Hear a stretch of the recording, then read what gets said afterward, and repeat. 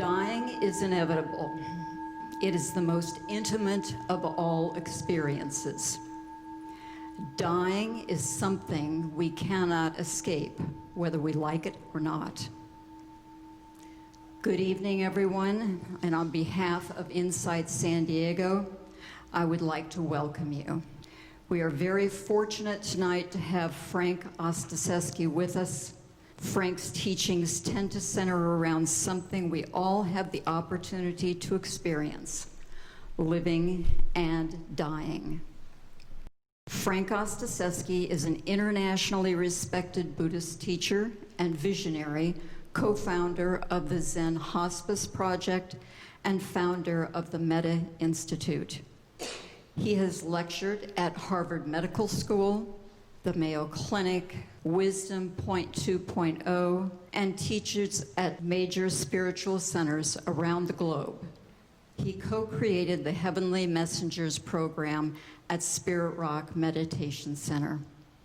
His groundbreaking work has been featured on the Bill Moyers PBS series, highlighted on the Oprah Winfrey Show, and honored by His Holiness, the Dalai Lama. He is the author of the book, The 5 Invitations, Discovering What Death Can Teach Us About Living Fully. It is my honor to introduce Frank Ostaseski. Life and death are a package deal. You can't pull them apart. We cannot be truly alive without maintaining an awareness of death.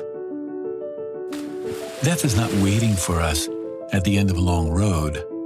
Death is always with us in the marrow of every passing moment. She's the secret teacher, hiding in plain sight. She helps us to discover what matters most. And the good news is, we don't have to wait until the end of our lives to realize the wisdom death has to offer. Over the past 30 years, I've sat on the precipice of death with a few thousand people. Some of them came to their deaths full of disappointment. Others blossomed and stepped through that door full of wonder. What made the difference was the willingness to gradually live into the deeper dimensions of what it means to be human. To imagine, at the time of our dying, that we will have the physical strength, the emotional stability, the mental clarity to do the work of a lifetime is a ridiculous gamble. This book is an invitation, actually 5 invitations, to sit down with death, to have a cup of tea with her. Let her guide you toward living a more meaningful and loving life. Without a reminder of death, we tend to take life for granted, often becoming lost in endless pursuits of self-gratification. But when we keep death at our fingertips, it reminds us not to hold on so tightly. Maybe we take ourselves and our ideas a little less seriously. We let go a little more easily. When we recognize that death comes to everyone, we appreciate that we're all in the same boat together. And that helps us to be kinder and gentler to one another. The wisdom of death has a relevance not only for those who are dying and their caregivers, it also can help you deal with loss, with a situation that you might feel caught up in, or that you feel out of control about.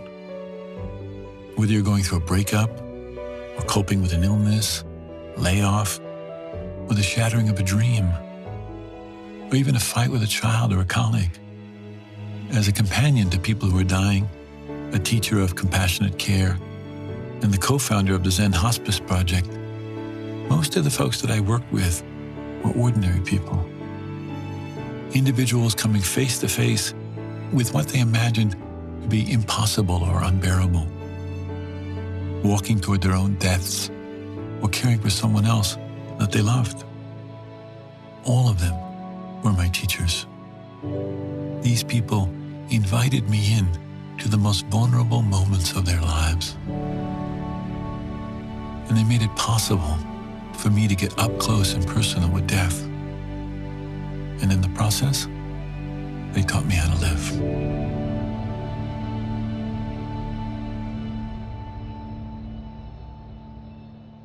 So thank you, Cindy, for the introduction, and also thanks to Insight San Diego for sponsoring this talk tonight. Nice to be with you all. Nice to have a chance to listen to a hum of life. To imagine at the time of our death that we will have the physical strength, the emotional stability, the mental clarity to do the work of a lifetime is a ridiculous gamble. Please don't wait for this. I think we've outsourced discussions on death to doctors and undertakers and priests.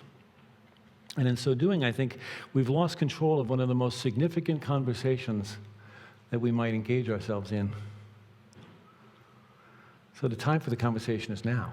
And I'm really glad that we came together tonight to engage in it. Over the past few decades, we've distanced ourselves, I think, from death. And we've made it unnecessarily complex. We've over-professionalized it, over-technologized, made it over-technologically, the care of the dying overly technological. We've taken this incredibly intimate experience of taking care of one another and turned it into a burden or an obligation or a duty. How did we get there? How did that happen? I think in the process of doing that, what happened is we forgot how natural it is. And in our forgetting, we became frightened. And so evenings like tonight are really wonderful opportunities to come together and to remember, really to remember what our innate compassion and wisdom can guide us through. Dying is not predominantly a medical event. And we need to stop treating it as if it were just that. We need to bring the best of what medicine has to offer. That's essential. But I'm not sure that we should always allow it to drive the bus. The experience of dying is too profound to fit into any one model. Not into the medical model, not into most religious models. Yeah. Now, when I'm dying, I want mastery. I want someone who knows what they're doing. I want my pain to be well controlled. I want my symptoms to be addressed. So I want mastery. But that won't be enough. There comes a juncture in the dying process where mastery just isn't it. I need someone to help me in the territory of meaning. Somebody to help me to discover what's the purpose and value of this life of mine, and maybe even of this dying process and the suffering that is part of that process. So I need somebody who's comfortable in the territory of meaning. But even that won't be enough. Because at some juncture in this process, anybody who's been through it with a family member or a friend knows that there's another turning that happens. And it's a turning toward mystery. And this is the land of unanswerable questions. This is the land where we sit and bear witness. Yeah? Where we don't leave the room when the going gets tough. Yeah? So this relationship, the dying process, is really a matter of relationships. And the relationship is characterized by mastery, by meaning, and by mystery. Yeah? Now, we talk about America being a death-denying culture, and while this has been the case in the past, it's not my impression, or it's my impression, I should say, that things are changing. I think actually people are hungry to have this conversation. I think they're just frightened, and they need someone to have it with who's not so scared of the subject. I mean, we have this burgeoning movement of death cafes that are happening around the country. John Underwood, who just died, who started the death cafes, you know, it's a kind of a worldwide movement that's been going on. It's fantastic. I mean, here we are on a Friday night in San Diego, right? And we all came together to talk about death. That's hopeful for me. So tonight, rather than providing answers, what I'd like to do is to extend an invitation, actually 5 invitations, to sit down with Dev, to get to know her really well, to have a cup of tea with her, to see what she has to teach us about living fully. Yeah, that's what I really want us to do tonight. Now, that's because without a reminder of death, our life becomes very caught up in self-gratification.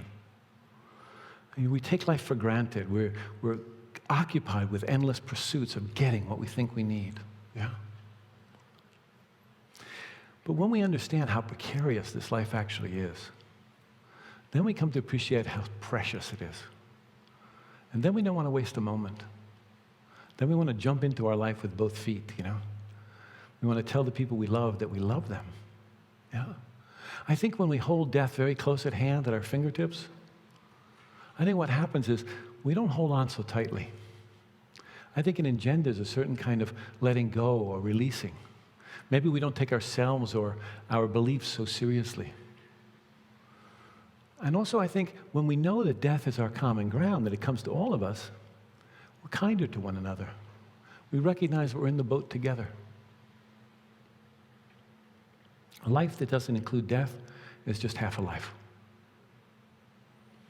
So look, I'm not romantic about dying. Let me say that right from the beginning. I think it's the hardest thing we will ever do. It's tough. It's painful sometimes. It can be wrought with suffering. It also can be beautiful and transformative. It's messy. It's mysterious. But most of all, it's normal. It's ordinary. We all go through this. Nobody gets out of here alive. I mean, maybe tonight you'll get out of here alive, but I don't even promise that, you know. Now, to help me in this endeavor, I brought along some friends. As was mentioned in the intro, I've sat on the precipice of death with a lot of people, a couple thousand people actually. And everything I know that has any value has come from them. They're my teachers. And in Zen, we say when your teachers are in the room, you're much more honest.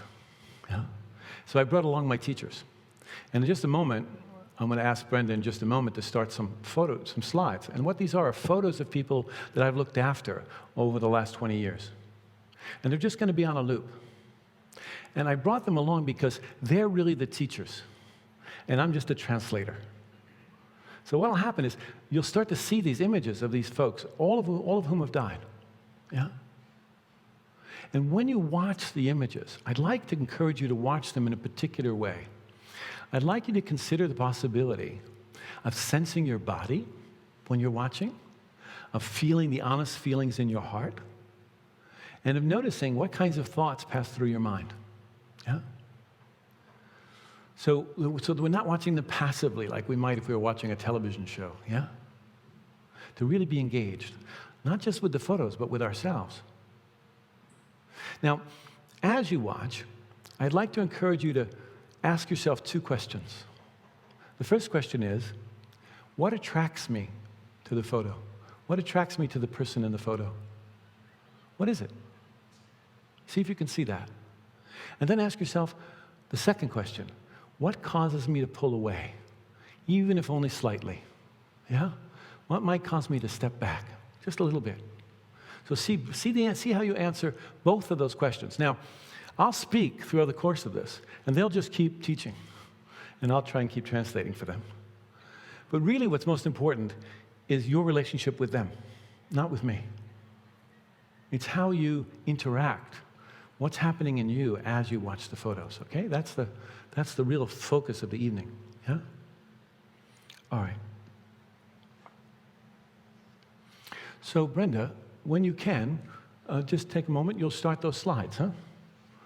And then we'll just let them run. Yeah? They'll be on about 25-second holds, so you'll have a chance to be with each of them for a little bit. Yeah?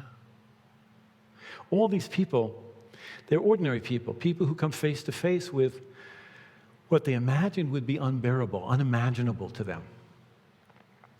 Yet they found within themselves, frequently, and within the experience of dying, the strength, the compassion, the courage to meet the impossible in extraordinary ways. We began, I co-founded a program called the Zen Hospice Project in San Francisco, the first Buddhist hospice in America. And we started by working with people who lived on the streets, or people who lived in terrible conditions in single-room occupancy hotels. They had no trust in society. Often they had triple diagnosis, which meant that they had a life-threatening illness, they had a mental illness, and they had some kind of addiction. They had little or no social structures at all. And they didn't trust much. Some of them were from cultures I don't know, speaking languages that I couldn't understand. Some had deep, deep faith, and others had sworn off religion years ago. Nguyen was a Vietnamese man, I remember, and he was frightened of ghosts. And his roommate was Isaiah, and that's Isaiah. And Isaiah, he was very comforted by visits from his dead mother. Yeah. There was a hemophiliac father that I worked with who had disowned his gay son, who got diagnosed with AIDS. And then a year later, that same father contracted the HIV virus through a blood transfusion. And now father and son were in twin beds in a single room, being cared for by Agnes, the son's mother and the father's wife. A lot of the people I work with died in their early 20s, having barely started their lives, actually. And then there was one woman, Elizabeth, who said, at 93 years old, said to me, "Why has death come for me so soon?" Yeah. Some were clear as bells. Others couldn't remember their own names. Some were surrounded by the love of family and friends. Others were entirely alone. Alex had AIDS dementia, and he climbed out onto the fire escape outside his room one night and froze to death. We cared for people with enormous political power, people with great wealth, good health insurance, and refugees with little more than the shirts on their backs. For some, dying was an incredible gift, an opportunity to give and receive the kindness that they'd always hoped for in their lives, to express their forgiveness, find an acceptance they'd been looking for. And then for others, they turned toward the wall in withdrawal, and they never came back again. Yeah. All of them were my teachers. All of them.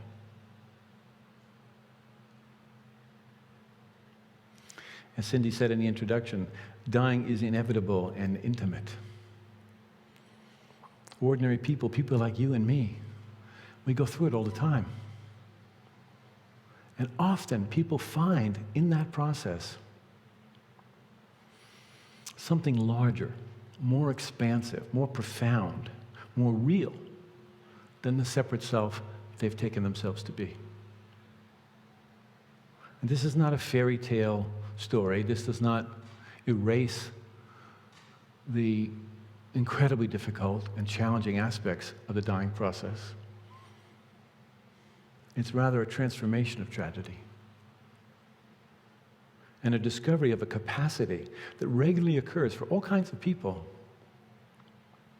in the final months, days, or sometimes even the final moments of life. Final moments. Now, you might say, too late. Final moment, too late. And I might agree with you. Too late. But here's the thing. If that possibility exists then, it exists now. If that possibility exists then, it exists now. That possibility for transformation is here tonight. So over the course of those years of working with all those people, I developed these 5 practices, which were really taught to me by people who were dying. And they were, I think of them as 5 invitations, which became reliable guides for taking care of people at the end of life. But it turns out that they have a value and a relevance for all of us in living a life of greater integrity. So an invitation, I call the book The 5 Invitations, and an invitation is a kind of request to participate, yeah? I invite you to my party or to a dinner at my house. Here you come. It's a request to participate. And the event that we're speaking about here is your life. And the invitations are to step fully and completely into that life. Don't miss a moment of it, yeah? So, the first invitation, you ready? First one, don't wait. I like that, that's my favorite, don't wait. You know, worrying and strategizing about what the future holds for us, we miss this moment. Waiting for the next moment to arrive, we miss this one. I can't tell you how many times I've been with family members who have said to me, when is mom going to die? And waiting for the time that mom dies, we miss all the moments in between. When people are dying, it's easy for them to recognize that every minute, every breath counts. And embracing that truth that all things inevitably must change encourages us not to wait. We stop wasting our lives on meaningless activities. We realize that everything's constantly changing, that nothing's permanent. And this idea can both frighten us and inspire us. Mostly, if I were to survey you, we would say, death comes later. Right? Later. And that little word later, that gives us a comfortable distance. Yeah?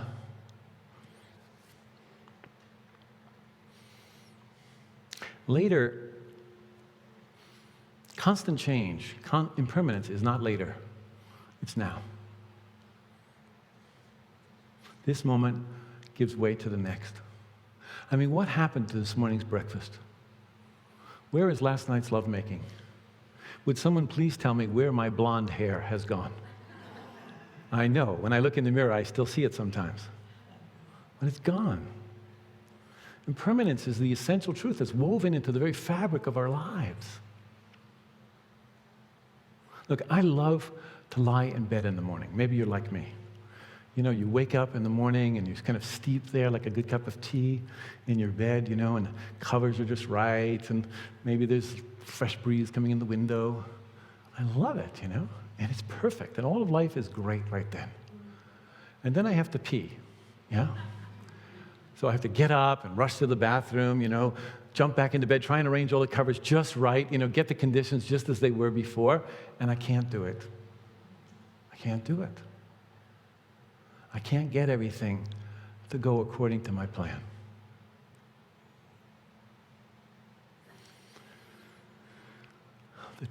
What needs to happen in our lives is to allow this truth to drop from our heads deep into our hearts.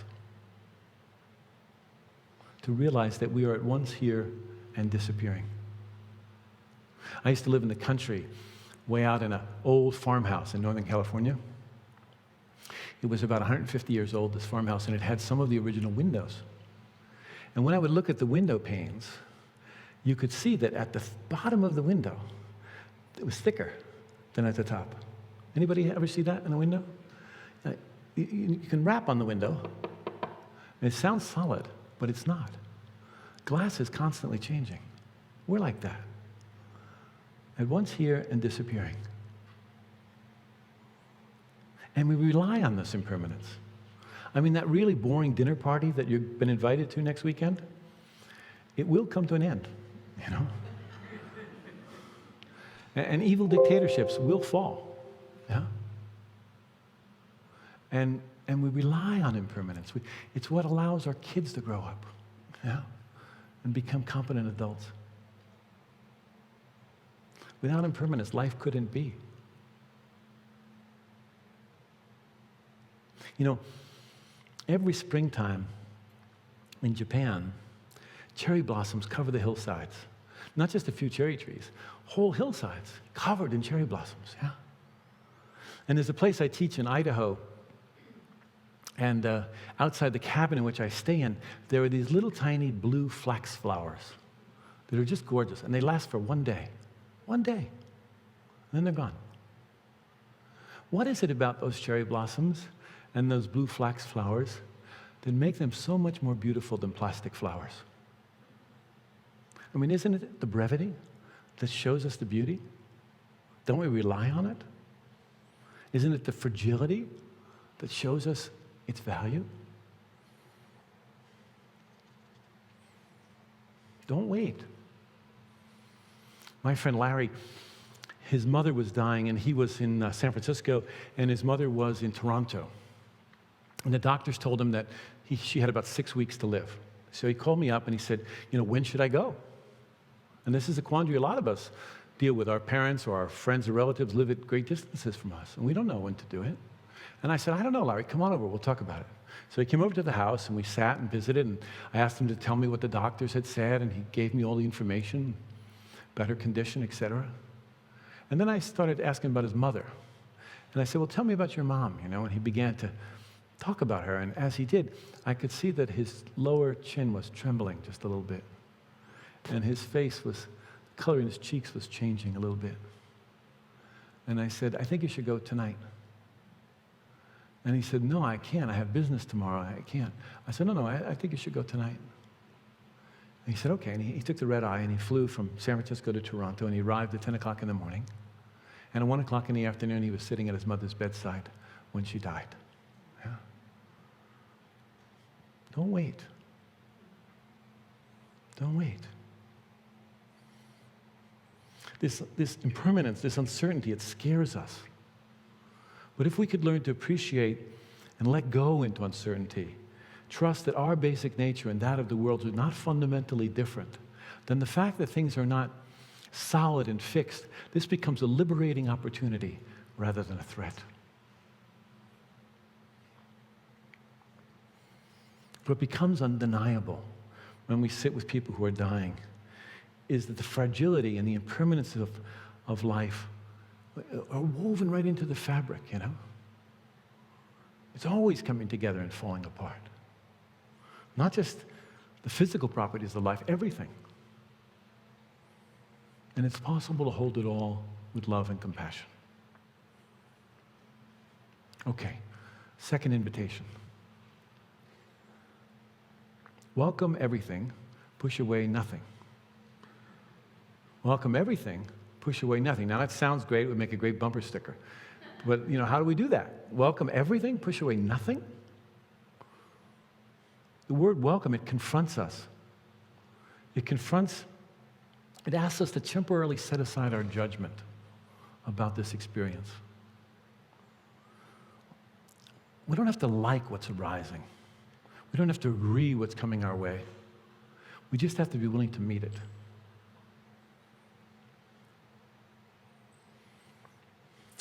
Whenever we fight with reality, we lose.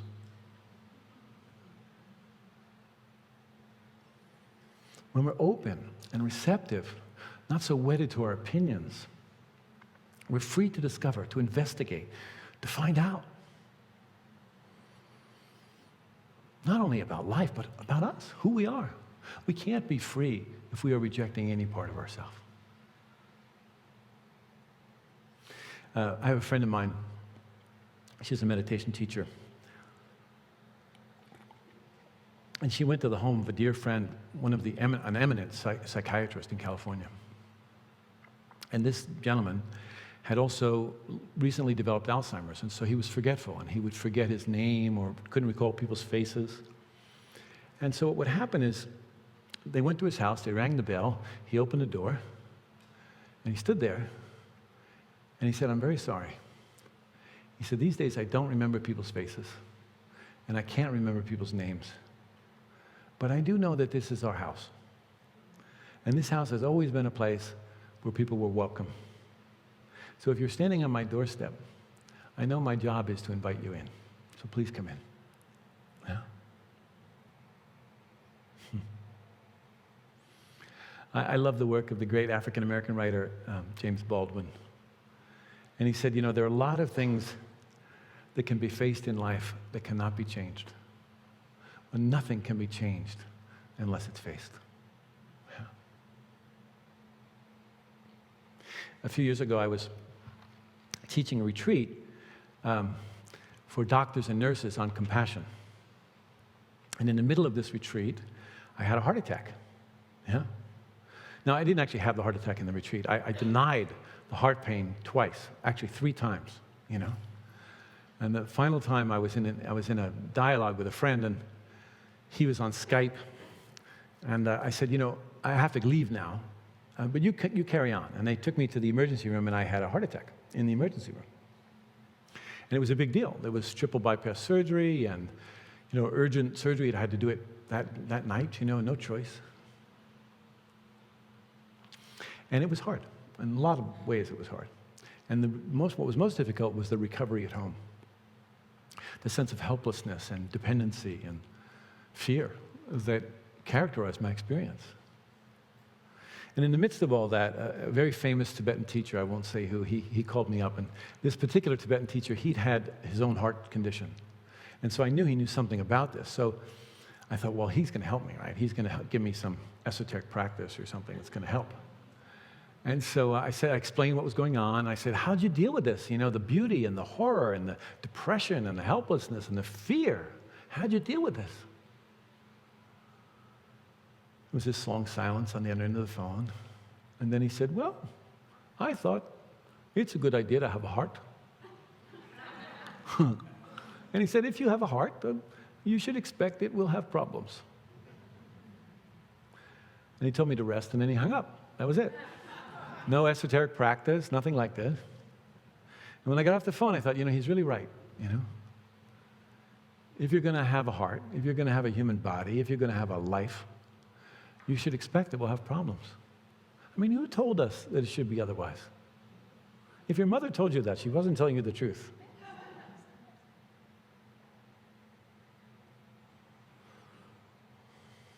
At the deepest level, what this invitation is asking, or inviting us to consider, is to bring forward a kind of fearless receptivity, a willingness to meet whatever comes our way, to turn towards suffering instead of away from it.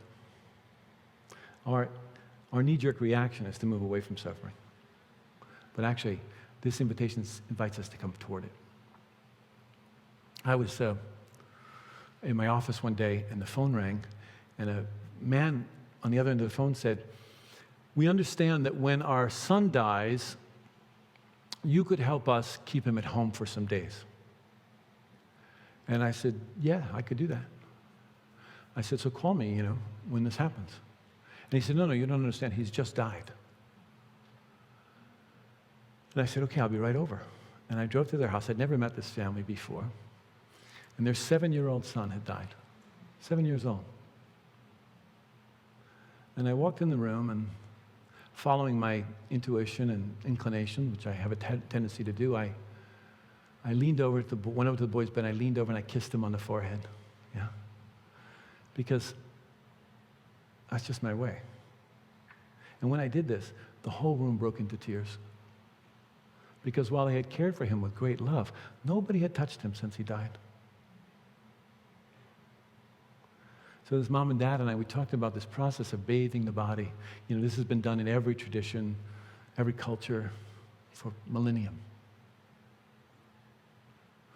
And they were great gardeners, so we went out to the garden and we picked lemon geraniums and sage and rosemary and rose petals. And we made a basin of water with all these sweet herbs and flowers. And we got towels and washcloths, and just as mom and dad and I in the room. And we started this process of bathing this boy. And his mom turned him on his side, started at the back of his head and started washing down his back, you know.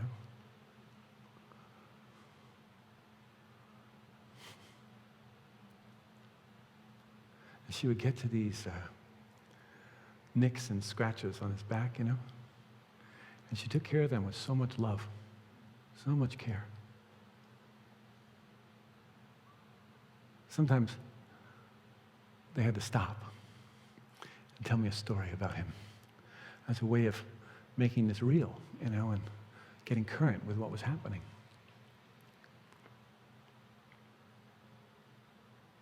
He washed down his back of his body and got to his toes. She counted his toes. She said she'd done that when he was born. Yeah.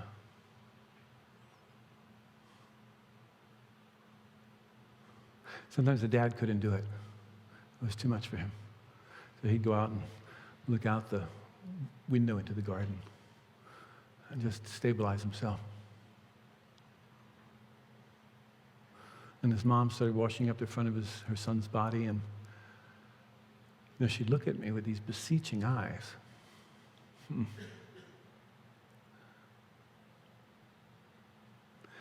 With her eyes, she would say, am I going to survive this? Can any mother survive this? Is this possible? And my job was to hand her another washcloth.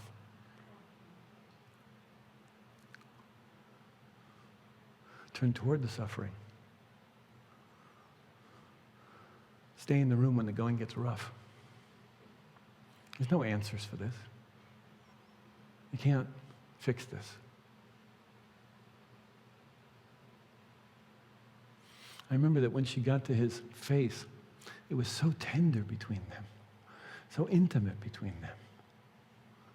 Maybe like the moment in which he was born, I mean, the mothers in this room understand that.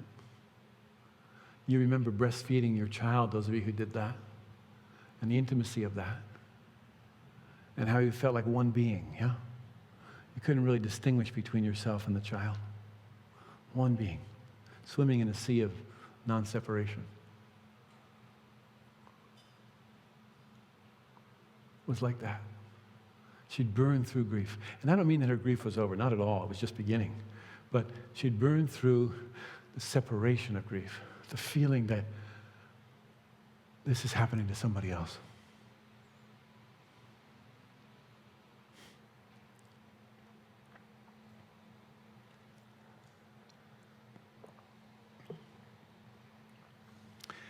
We dressed him in his Mickey Mouse pajamas, and we invited his brothers and sisters into the room. And I asked him what he liked to do the most, and he said that he liked to build model airplanes. And so we got his model airplanes, and we made a mobile. His brothers and sisters and I made a mobile of them and hung them over his bed,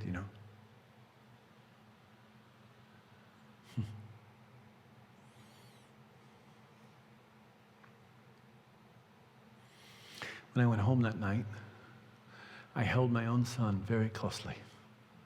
He was 7 years old at the time. And I never forget that night. To turn toward suffering. That's where the healing is always found.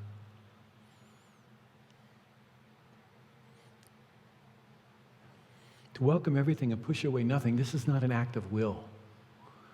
This is an act of love. That's the only thing that will enable us to do this.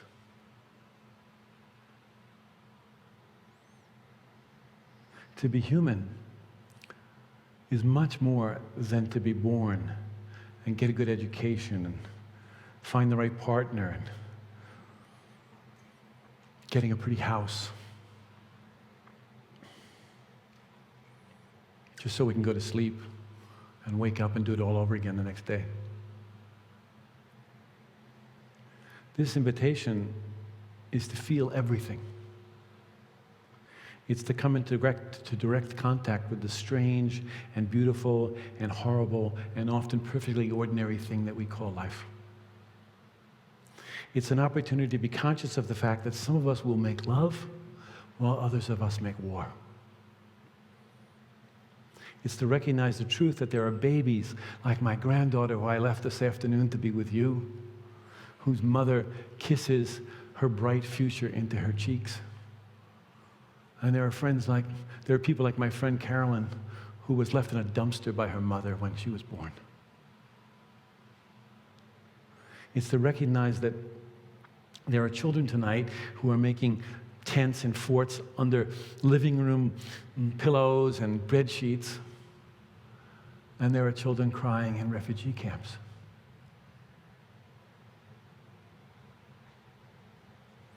And there is the devastation and the hopelessness and the passion and the holy commitment to make a better future for everyone.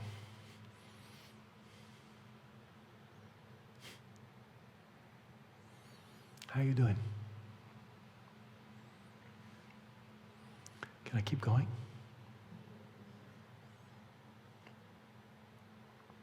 The third invitation. Bring your whole self to the experience. Remember, these were taught to me by folks who were dying. Bring your whole self to the experience. Look, we all like to look good, especially in California, right? We like to seem capable and strong and intelligent, or at least well-adjusted. We like to project a positive image into the world. And few of us want to be known for our helplessness or our fear or ignorance, or sometimes that we're more of a mess than we like to admit. I am. Yet more than once, I have found those aspects of myself that I thought were completely undesirable, the ones I was most ashamed of, the ones that I most wanted to hide from, those dimensions of myself and my past experience, to be the very thing that allowed me sometimes to meet someone with empathy and love instead of fear or pity. Caring for others, we imagine that it's our expertise that will help, or our strength that will help, but it's not. It's our humanity. I mean, I'm seeing some friends here, and I was talking at a big conference here a year or so ago to a group of docs and brain specialists, and I said, look, I have a lot of tools. I have a whole toolbox full of tools that I've developed over 30 years of doing this work. But I don't come into a room where someone's dying and set those tools down between myself and the patient, because one of us is sure to trip over it. Yeah. So I don't lead with my tools. I lead with my humanity. And then when I need a tool, it's there in my back pocket and I can reach for it. It's not that I throw them out. It's that I don't lead with them.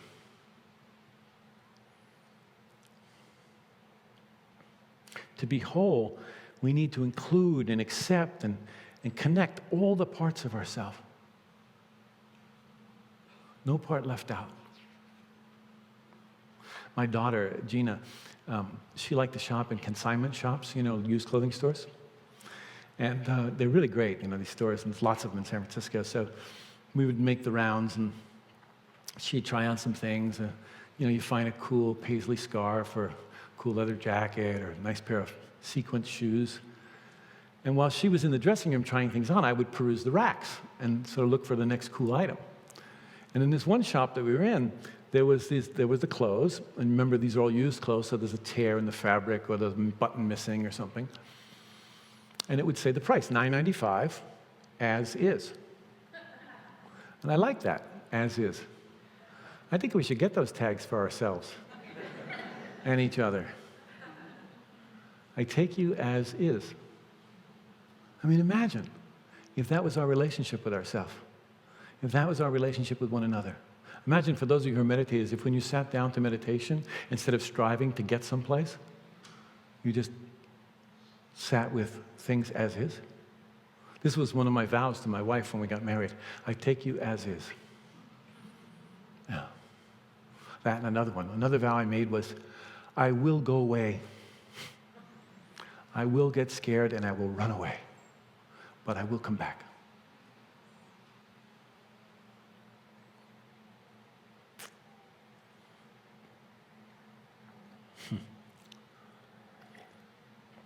My friend John, he was dying of AIDS. And several of us caring for him, and this one morning, which was my day to take care of him, so I went to his house, and on this one particular morning, he'd lost his ability to stand, to hold a fork, or to speak in an intelligent way. It all happened in one morning. And we were sitting there across the kitchen table, which was always a mess in John's house, and I couldn't find my friend. I mean, he was just there the night before, but now I couldn't find him. And we went through the day, and it was a long day, and taking care of him was a lot of work. And The day rolled into the evening, and the evening into the early hours of the morning. And I just wanted John to go to bed, honestly, and wake up in the morning and somehow this nightmare be over. I was manipulative and cajoling. I tried to be somebody. And then, John had these anal fistulas and constant diarrhea, and so taking care of him was a lot of work. And I'd have to move him from the bath to the toilet dozens of times. It was a lot of work. And one of these times he was sitting on the toilet with his pajamas down around his ankles, and I'm washing my hands in the sink, and I look in the vanity mirror, and John's behind me, sitting on the toilet, and he's mouthing these words to me, and I can't understand. I turn around, and he says, "You're trying too hard." And I was trying too hard to be somebody, me, Mr. Hospice. And I sat down next to the toilet, and I just wept. And I just cried. And it was the most beautiful, most tender, most intimate moment of our whole friendship. You see, I was afraid to go there. I was afraid to go to the helplessness that he was in. I was afraid if I went there, we'd both get lost and couldn't help each other. But that's not what happened. We didn't stay stuck forever. The situation showed us what to do next, but we couldn't have known that until we were willing to go into that territory.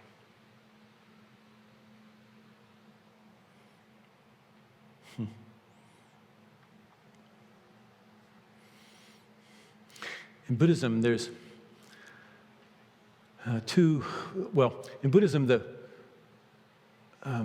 the compassion arises from wisdom.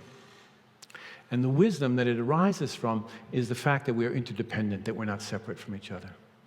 Yeah?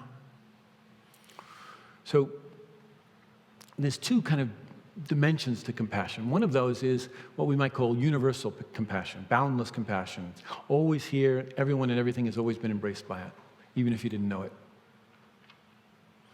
And then there's relative compassion. There's everyday compassion. You do stuff. You feed somebody. You change soiled sheets. You stand up against injustice. You do something. Now, relative compassion can be exhausting. You keep wanting people to thank you and say you're a good guy, So, relative compassion has to be sourced in something that's reliable, and that's universal compassion, what we might call boundless compassion. But universal compassion, boundless compassion, it's a nice idea. It's a nice Christian idea. It's a nice Buddhist idea. But it's just an idea. It needs relative compassion in order to take action in the world, to manifest in the world. It's easy to feel compassion for all beings. It's much harder to feed somebody. So they need each other. Yeah? I have a friend, Bernie Glassman. He's a Zen teacher. And he was teaching in Germany a few years ago about this Buddhist deity called Avalokiteshvara. Some of you know her. She has 1,000 arms. You've probably seen her in Cost Plus or someplace. And she has 1,000 arms. And in each hand, depending on the depiction, there can be an ear or an eye. An ear to hear the cries of the world, or an eye to see the suffering of the world, and 1,000 arms to respond. That's the image. It's a beautiful metaphor, huh? Yeah. So Bernie was talking about this, and the man raised his hand and he said, "Well, that's very nice, but I have only 2 arms. What should I do?" And Bernie said, "I'm sorry, you're mistaken." The man looked, he said, "No, I'm quite sure I have just 2 arms." And then Bernie did something really simple. He had everybody in the audience raise both their arms. Go ahead, do it. Yeah, now look around. Those of you in the front, turn around. See the other people. You see? 1,000 arms. That's how it works. We're the 1,000 arms. We're the 1,000 arms. Compassion doesn't find its way into the world. It needs our eyes and ears. It needs our tongues. It needs our arms and legs. That's how it takes shape in the world.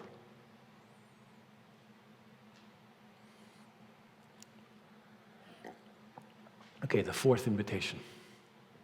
Find a place of rest in the middle of things. Find a place of rest in the middle of things.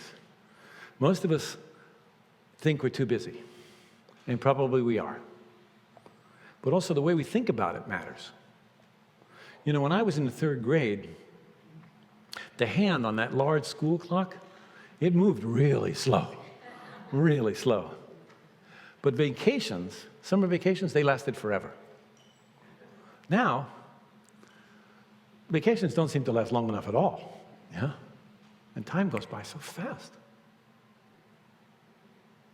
What happened? You know, in Zen, there's a wonderful koan. There's one monk, he's sweeping the temple grounds. And another monk comes by, kind of snide, you know, and looks at him and says, too busy, like that. And the monk who's sweeping, the sweeping monk, he turns to him and he said, oh, you should know. There is one who's not too busy. And what he's speaking about is the internal state, the state of mind that he's in. That even though he's outwardly in the middle of action, there's something inwardly that's quiet and still and stable, reliable.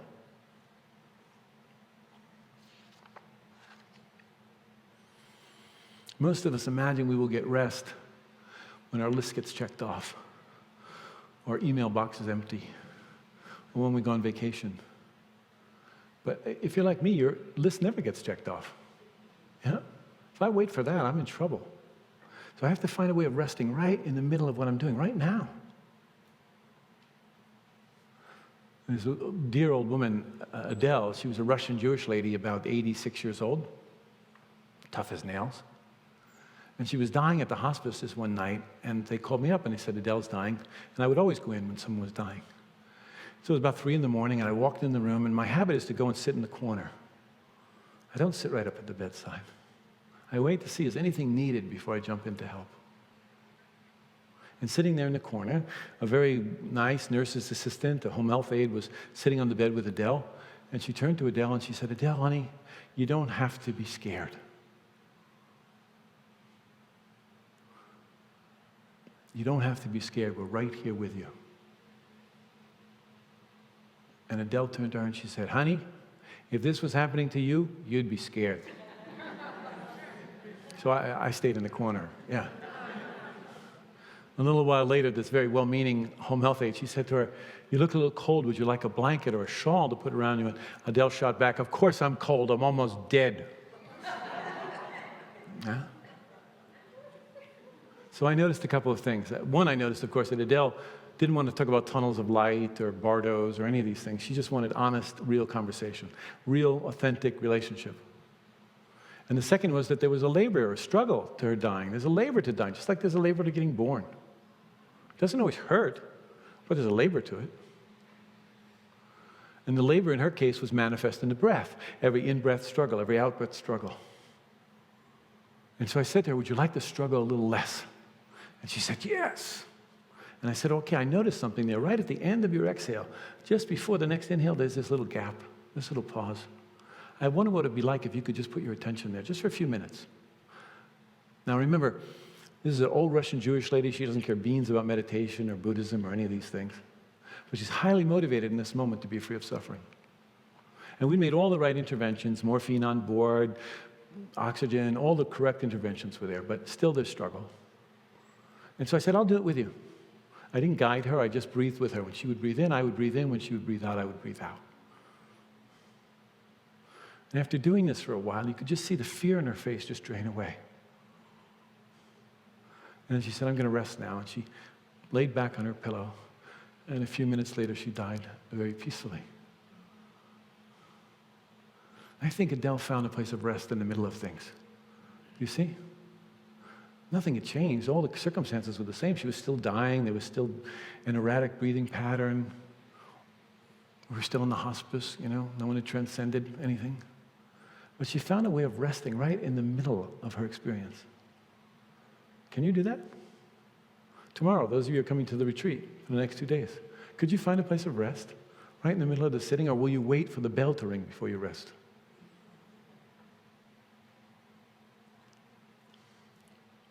You know, there's this phenomenon that happens for people who are diagnosed with cancer.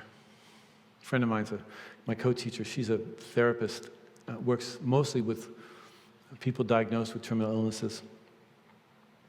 And after the initial shock subsides, oftentimes there is something that's expressed that my friend Angie calls a secret gratitude. And it goes something like this: I don't have to do it anymore. I can say no now. I don't have to say yes to everything. I'm not going to that party. Yeah? It's a kind of secret gratitude. Now I can finally rest, they say. Do we have to die before we can rest in peace?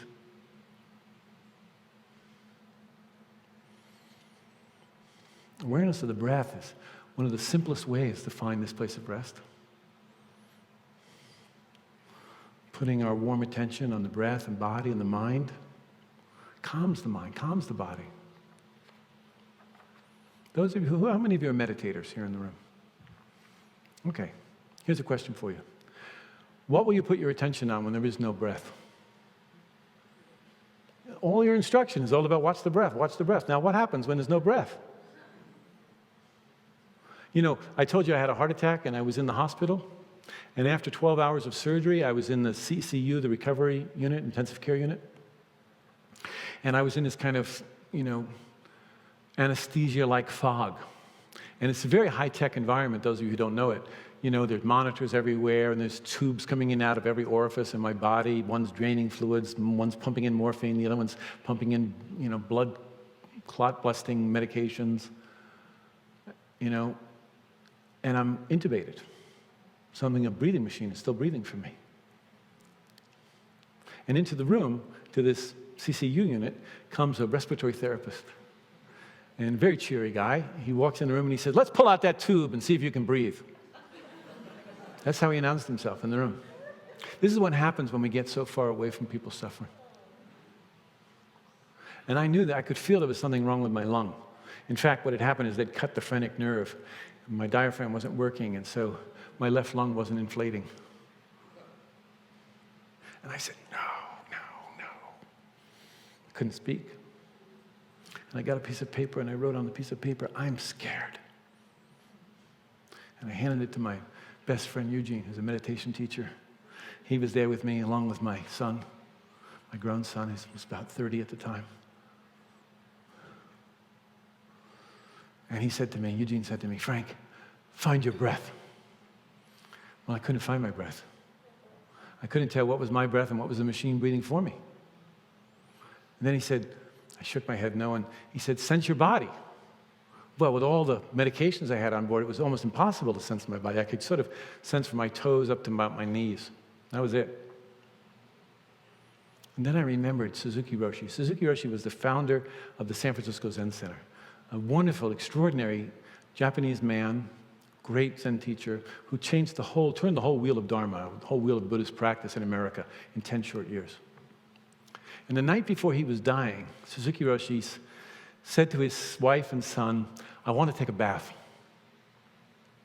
And his wife, Okasan, said, no. But he insisted. And so his son, Otohiro, was not a Zen practitioner. He picked up his father, and he carried his father to the bathtub, and he lowered his father down into the bath water. And as he did this, Suzuki Roshi became terrified. He was afraid he would drown. So that night in the CCU, I thought of Suzuki Roshi. It's good to have your teachers close by.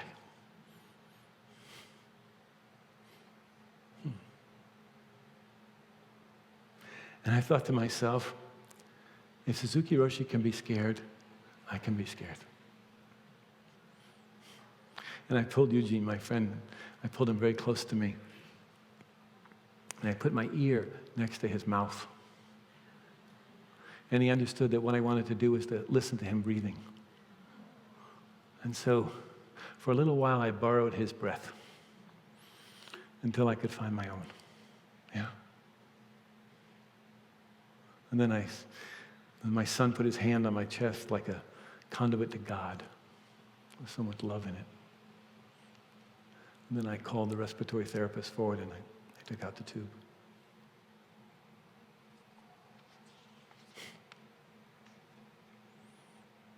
Find a place of rest in the middle of things. Okay, the last one, the fifth one. Cultivate, don't know mind. That's the final invitation. Cultivate, don't know mind. That's a really good expression, kind of Zen-like. I felt obliged to put one of those in the list. What does it mean? I remember giving my son this teaching on this when he was younger, and he read it, and he said, "Dad, what the hell does this mean?" You know? Cultivate, don't know mind. Is that ignorance? No, it's not an encouragement to be ignorant. You know, ignorance is not don't know mind. Ignorance is we know something, but it's the wrong thing, and we insist on it. It's a misperception. That's ignorance. Yeah, that's happening a lot in our country right now. Yeah. Don't know mind is different. It's not just about not knowing facts. It's not an encouragement to be stupid. It's an encouragement to wonder, to curiosity, to openness. Yeah. When we know something, we're so full of our knowing, we kill the moment. We clobber it with our knowing. You know, walking into a patient's room, if I'm full of my knowing, I'm lost. Now, I can have knowing, I can have my expertise, but I don't have to clobber the moment with it. You know, the night before my surgery, my son was with me, and we were having a great heart-to-heart talk, as dads and sons will do. And this was the night before my surgery, my heart surgery. And so in the middle of one of these conversations, he said, "Dad, are you going to live through this?" And it was a moment of truth, you know. And you know, I'm a father, and so I really wanted to reassure him. Of course, I thought to myself. And I started to say that, but out of my mouth, I heard myself say, "I'm not taking sides." And it was really surprised me. I wasn't trying to be Buddhist. I wasn't trying to be sage or any of those things. It was just true. It was just true. It wasn't wise and any of those things. It was just true. It was just what was true in that moment. And he looked at me like shocked at first. And then we both relaxed. And I think we relaxed because what was true got spoken.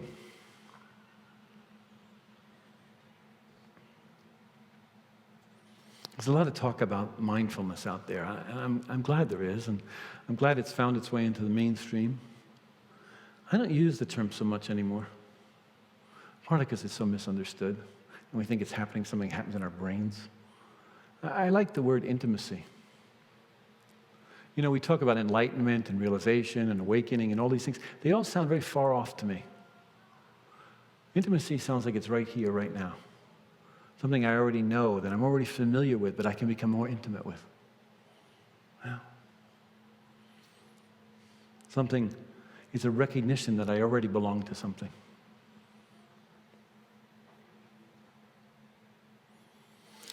The intimacy of don't know mind, it offers us the encouragement to connect with our life, with the sound of the birds, with faces of children, with the faces of people we walk by on the street, with the sacredness of life. And this sacredness is not something separate or different than life, but rather it's hidden in all of life. To know the sacred's not about seeing new things, it's about seeing things in a new way. At Zen Hospice, we worked in a long-term care facility, a public hospital, 1,200 beds. And it was an old-style hospital with wards of 30 to 40 people in one room. Nothing like it this side of Calcutta, you know. And you'd walk down this gauntlet of beds, really.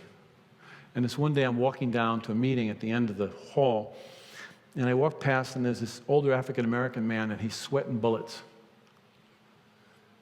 He's breathing with great difficulty, and so I went over and I sat down beside him, and I said to him, "You look like you're working really hard." And he said, "Yeah, just got to get there." And he pointed like that.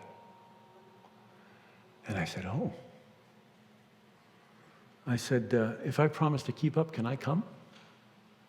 And he said, "Yeah," and he grabbed my hand. And then I said to him, "You know, I can't see there into the distance. Can you see into the distance?" And he said, he described the sloping hillside to a kind of plateau. And I said, you want to go? Yeah. So up this hill we walked, and he was breathing with great difficulty. You understand? And sweating up a storm. Yeah. And then when we got to the plateau, I said, can you see that further into the distance? And he said, yeah. And he described for me, I said, what is it? And he described for me a little one-room red schoolhouse with 3 steps and a door. This is a man who was raised in Mississippi. I said, you want to go? Yeah. Now, my skill set tells me to reorient him to time and place. To tell him that he's disoriented times 3. This is a result of the brain metastasis and the morphine that's on board. But none of that was true. What was true is we were going to a little red schoolhouse. You see? I said, there's the door. You want to go in? Yeah. I said, can I go? I always ask permission. He said, no. I said, okay, then you go. And a few minutes later, he died very peacefully. To see the sacred is not about seeing new things. It's about seeing things in a new way. Most of the people I worked with had no spiritual practice whatsoever. They had very little inner life. No practiced exploration of it anyway. What they had oftentimes was their relationships with each other, with nature, with some amorphous love.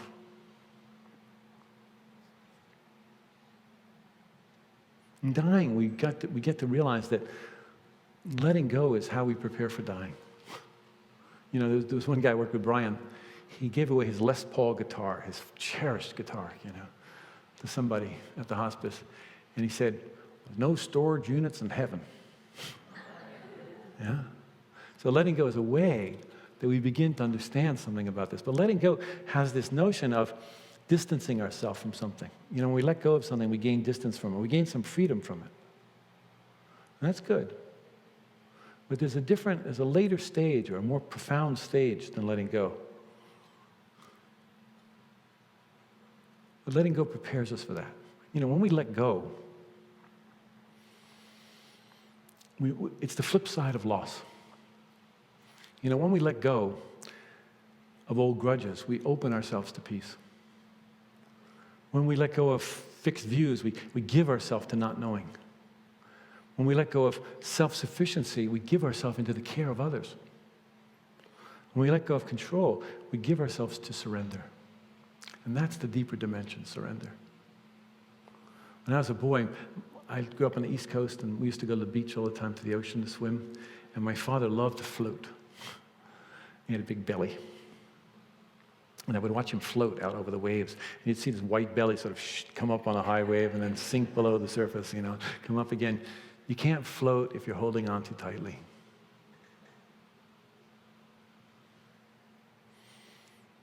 Surrender happens when we stop fighting. Surrender is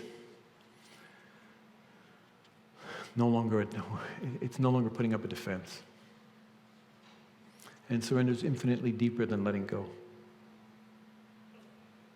Dying is a stripping away process, particularly dying from long-term illness. It strips away all of our identities, all of our roles, all the ways we've defined ourselves, and it brings us down to something much more fundamental and essential. Yet, while dying is a process of change, change doesn't guarantee transformation. Transformation is a deep internal shift in which our basic identities are reconstituted, we could say. And in the process of transformation, the scales fall from our eyes and we see with fresh eyes. It's a new vantage point transformation. So these 5 invitations, they're a suggestion, an encouragement to step into that transformation now. Really let it work you and show you now. Not to wait until then. Like Rumi says, the door is round and open. Don't go back to sleep. The door is round and open. Don't go back to sleep. Okay, so I have a question for you. What attracted you and what caused you to pull away? I was doing the translating, but they were doing the teaching. What attracted you? And what caused you to pull away? I think we have a microphone somewhere, don't we, Cindy? Yeah? And we could bring the house lights up a little bit, Jeff, so I could see people. And then I want to chat about this a little bit with each other. He's running around trying to get the lights up. So some brave person will raise their hand and tell us what attracted you or what caused you to pull away in any of these slides.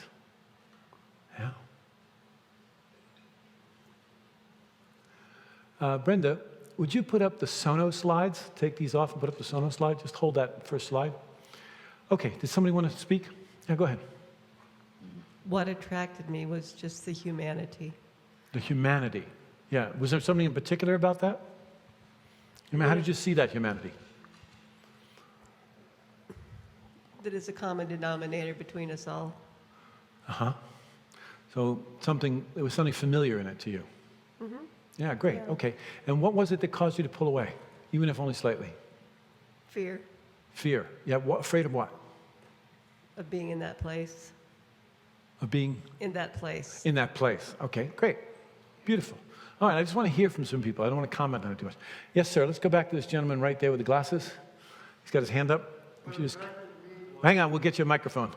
He's coming around. Then people can hear you. Yeah. What attracted me was the hands. Hands.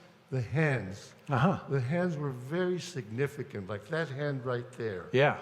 And then there was another hand of a man that was up, just pointing out. Yeah. That was very, very wonderful. Uh-huh. So there was something I think about I that could that go really... through it again and give you more hands. Uh-huh. Okay. And that's what attracted me. And I think what pulled me a little away was that that gaunt skin, almost to the bones, that gaunt, tight, stretched look of the neck and the cheeks. That I found kind of yipes. Uh-huh. Okay, that great. yeah. Beautiful. Let's hear from one or two more people. Yeah, let's come down front here. If you would, come right down front. I'll point you to somebody. You don't have to look. Right there. This woman right there. That's it.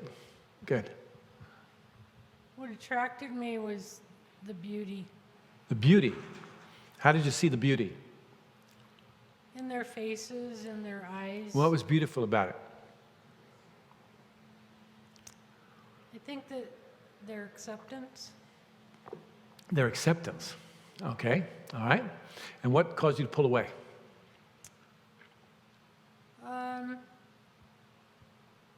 I think my own fear of pain. Your own feeling? Pain. Pain. Hold the mic up a little closer. There you go. Pain. Good. Okay. The fear of pain. Yes. Yeah. Okay, great. Beautiful. All right, let's go. There was a woman right behind you. Right there. Yes. Yeah, let's get your mic. Yeah. I think what attracted me were the eyes and the smile and the sense of being receptive.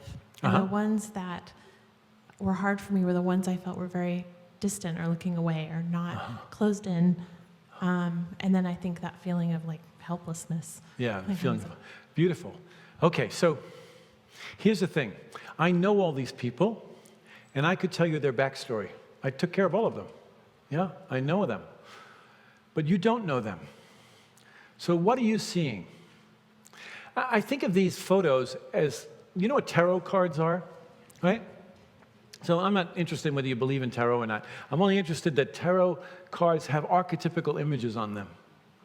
They're archetypes. And that's what these photos are, archetypes. And they're the archetypes of our great hopes and fears, actually. And so we say, I like it. I like their smiles and warmth around them. Or someone says, I like when they're with other people. Or I didn't like the gauntness in their throats. Or their pain scares me. So what we're seeing is our own hopes and fears. We're seeing what we hope will happen in our dying and what we're afraid might happen in our dying. Yeah? And that's really important to look at. So now with that understanding, let's keep going. Let's see. What else, what caused you to attract you and what caused you to pull away? What attracted you? Yes, let's go over here. You can pass her a mic. This woman in the green shirt. That's it. Good idea. We'll get everybody helping out here. 1,000 arms. There was one slide where, on that side, it was a very tiny little body in a bed. She looked, or he looked dead already to me. Uh-huh. And the person sitting on the right was probably the relative, and they were all smiling, like just a funny smile to me. I was drawn to the little crumpled person that seemed to be all alone, and I was pushed away by the person that had this very odd smile for the camera, I suppose. Of course, we don't know what's happening with Right. them, so we are putting onto both of them our projections. And I see what you said about how it would relate to me. You know, I feel that I could be that little person. I'm already dead over here, and you didn't notice, you know. Right, and you don't want somebody, giving you a fake smile. Right, or eating Beautiful. something. So that's really good to know. And by the way, it's a really good thing to share with your family and friends. No, I'm serious. Right. Because that's really what's going on here. That's what we're seeing. We're seeing, oh, this is me. And when we see ourselves in somebody else, that's actually important. It's not all about projection. When we see ourselves in somebody else, that's a good thing. There's not so much separation between us.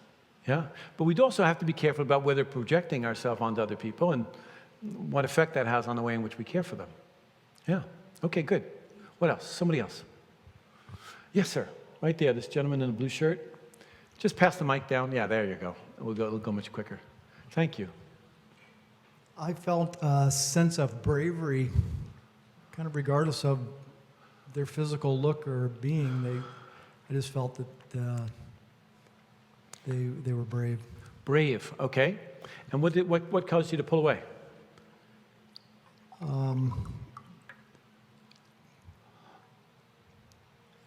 Their helplessness.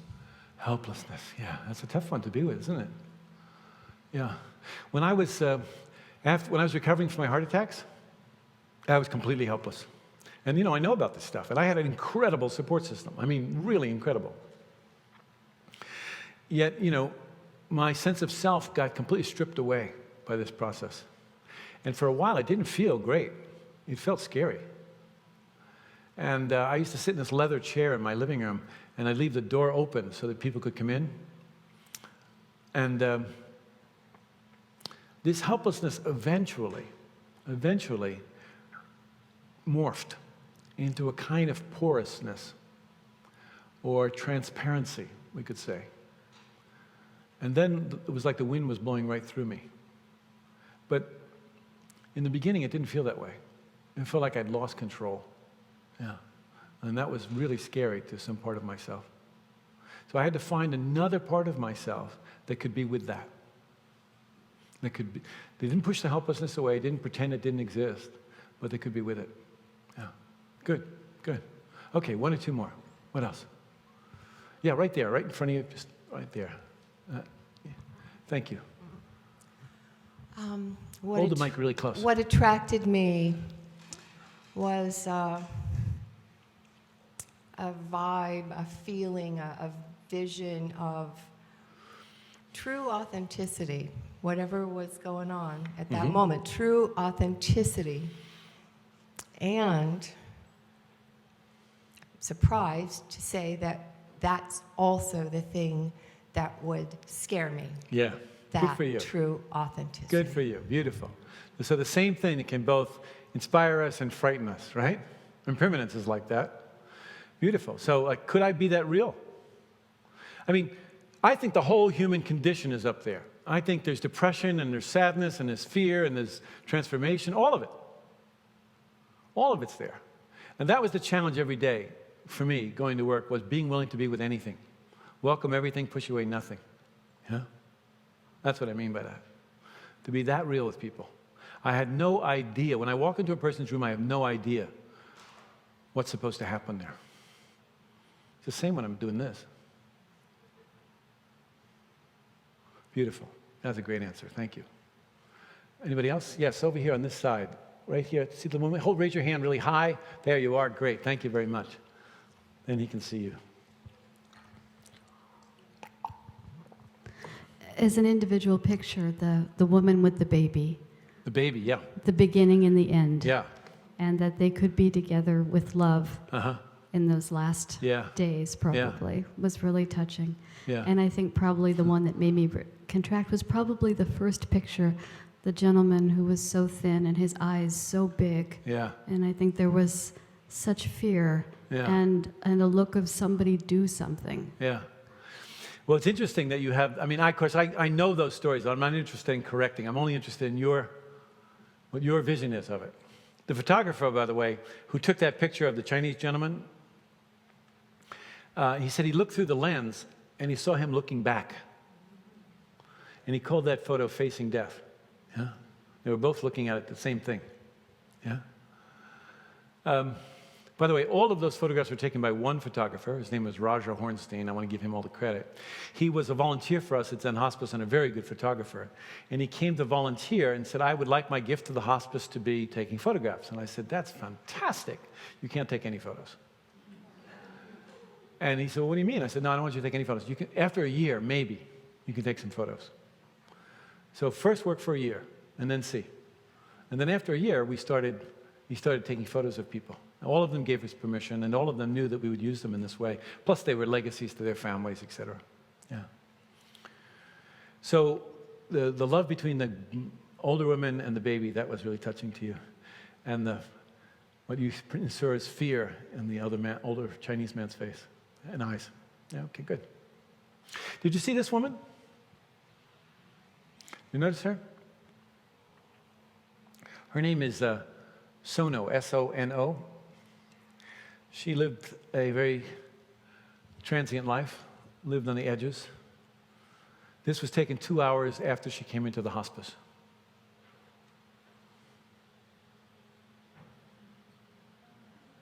Let's see.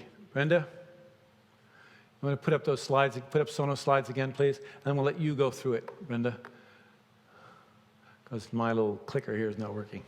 Okay, so that's Sono. And go to the next slide, please.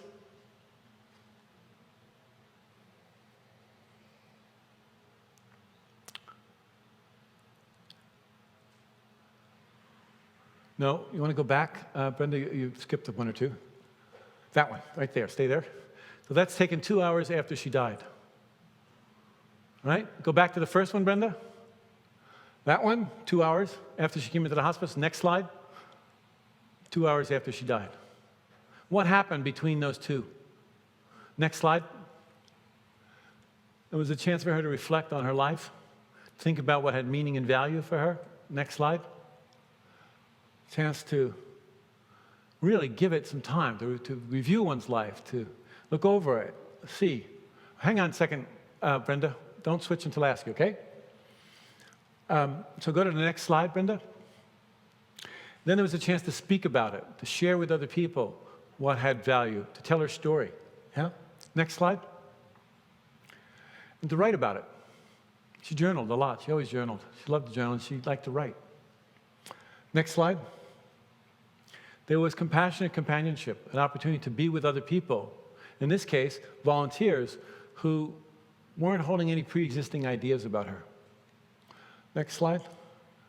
Chance to really practice intimacy. Yeah. Next slide. How do you get from that? Next slide. To that. Go back one. That. To that. No. There. Stay there. Yeah. You see that piece of paper on her bed sheets? We were down in the kitchen one day. You saw that picture of her writing in her journal next to the fish tank?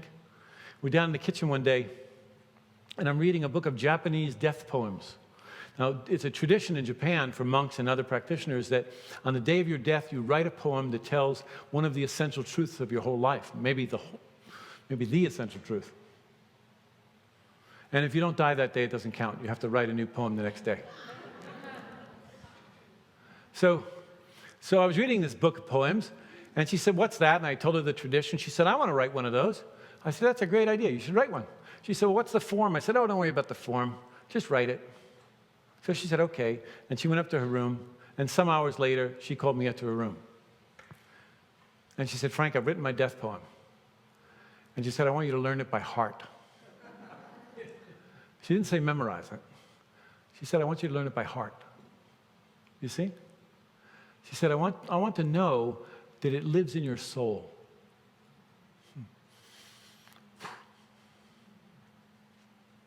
So I said, oh, son, I'd be honored. And she said, when I die, I want you to pin it to my bedclothes, and I want to be cremated with it. You want to hear a poem? Yeah. She said, don't just stand there with your hair turning gray. Soon enough, the seas will sink your little island. So while there is still the illusion of time, set out for some other shore. No sense packing a bag. You won't be able to lift it into your boat. So give away all of your collections. Take only new seeds and an old stick. Send out some prayers on the wind before you sail. Don't be afraid. Someone knows you're coming. An extra fish has been salted. That's her poem. That's a woman you might have walked by on the street every day. Don't just stand there with your hair turning gray. Soon enough, the seas will sink your little island. So while there is still the illusion of time, set out for some other shore. In other words, don't wait. No sense packing a bag. You won't be able to lift it into your boat. I've never heard one person say to me, I wish I'd bought the second Mercedes. Not one. She says, give away all of your collections. Take only new seeds and an old stick. That's a beautiful line. You think of farmers or gardeners, make a hole with a stick, drop in a seed, make another hole with a stick, drop in a seed. Yeah? Death is not a full stop in her mind. And then she says, send out some prayers on the wind before you sail. In other words, don't think you can do this alone. Get some help. Mastery, meaning, and mystery. And then she says, send out some prayers on the wind before you sail. Don't be afraid.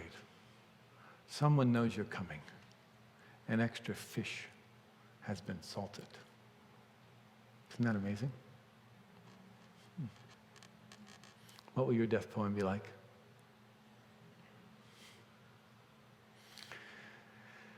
I want to thank the Insight San Diego community for inviting me, and Jeff and Cindy for doing all the great work of making this happen, and all the other people who are working behind the scenes.